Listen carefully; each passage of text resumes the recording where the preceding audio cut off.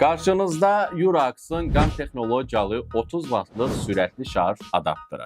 Gəlin ilkin olaraq adaptörümüzlə tanış olaq. Burada qutuya nəzər yetirək. Qutunun keyfiyyətindən həqiqətən də hiss olunur ki, qutunun daxilindəki adaptör keyfiyyətlidir.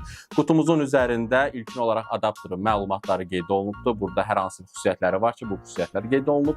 Həmçinin bura diqqət yetirsək, burada bir QR kod var. Bu QR kodu oxutmaqla siz elə birbaşa Urax'ın özündən tamamilə pulsuz 2 illik bu adaptör üçün zəmanət ala bilərsiniz.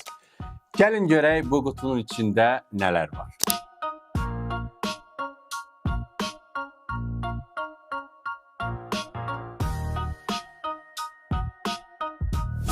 Bir Azərbaycanlı olaraq əsas korpusu əlimə aldıqda ilk olaraq təbii ki, nəyə fikir verdim? Onun ağırlığına, həqiqətən də ağırlığından hiss olunur ki, keyfiyyətlidir. Həmçinin əsas korpusun üzərində gördüyünüz kimi PD Type-C giriş hissəsi var ki, bununla yanaşı adaptördə də hər iki başlıq Type-C girişdən ibarətdir.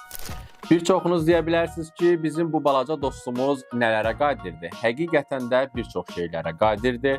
Bu balaca dostumuzun daxilində qan texnologiyası, həmçinin də çip sistemi var ki, bununla siz keyfiyyətli şarj etməni təmin edə bilərsiniz. Akkumulyatorun daxilindəki çip sistemi vasitəsilə adaptör birbaşa olaraq telefonunuzu tanıyır və telefona uyğun olaraq şarj etməni təmin edir. Bir sözlə, qan texnologiyası adaptörü həm daha güclü edir, həm də daha az qızdırır. Adaptörün keyfiyyətini yoxlamaq üçün gəlin telefonu şarja qoyaq. İlkin olaraq kabeli açaq və akkumulyatora qoşaq.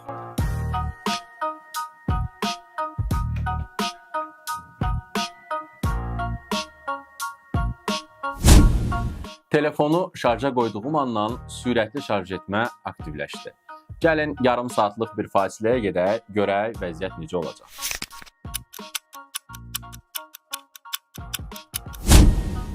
Yarım saat tamam oldu, adaptördə hər hansı bir qızma yoxdur, kabeldə hər hansı bir qızma yoxdur və telefonda hər hansı bir qızma yoxdur. Urax'ın bu adaptörü vasitəsilə daha keyfiyyətli məhsul əldə etmiş olacaqsınız. Həmçinin telefonunuzun sürətli şarj olmasına və uzun ömürlü bateriyaya sahib olmasına nail olacaqsınız. Bəs sən Urax'ın bu adaptörünü hansı model telefonda istifadə edəcəksən? Fikirlərini şərhdə yazmağı unutma.